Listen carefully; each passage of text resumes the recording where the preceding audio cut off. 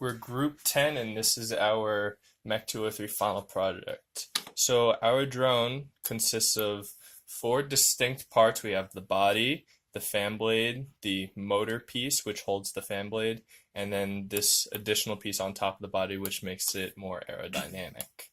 And our fan blades are inside of the drone to allow for more protection against the elements so the fan blades don't get weathered down. Now the body was designed to keep in mind sturdiness and aerodynamics, as mentioned before. We wanted to keep a surface area to a minimum from the sides at least, because obviously the drone will be moving around from side to side in the air, but also have a pretty flat surface area from top and bottom, especially the bottom, so that way it could take advantage of the normal force coming from pushing against the airflow maybe. It was designed to create smooth airflow, like I said, aerodynamic, because there are no sharp edges. We try to keep sharp edges to a minimum, and that's really all there is to it. It's one piece, and what can break off from one piece.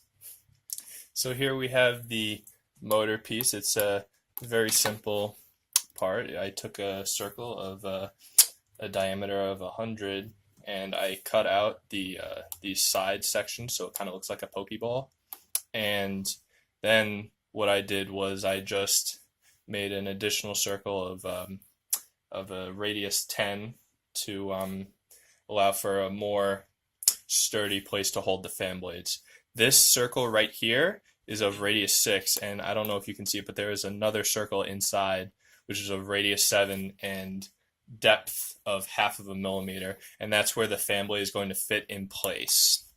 Now the fan blade, it's two blades, both of them 45 millimeters in length, and the pin here is held in place by a rod here of length 25 that pushes against the two sides, and the circle here, this is where the fan blade will fit in with the motor. It's of radius 7 again, and this pin is of radius 6.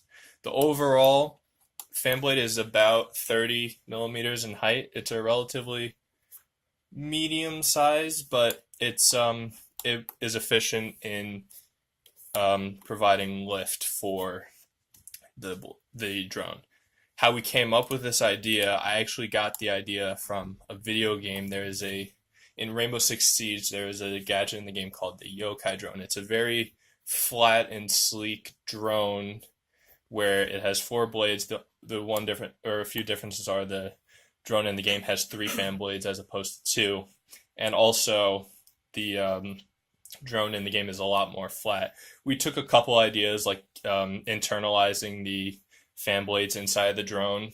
We took that from the yokai drone. We wanted to make a sleek design, which we also got it from that. And I just thought it would be cool to try make a spin off of a drone that I saw in the video game.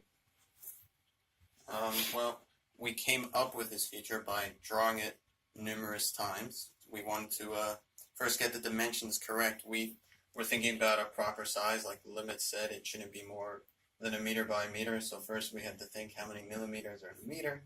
We decided that about half a meter in both directions would be a good fit. Then, so it's 400 millimeter by 400 millimeter. It's not very tall because we do not want too much surface area going against airflow.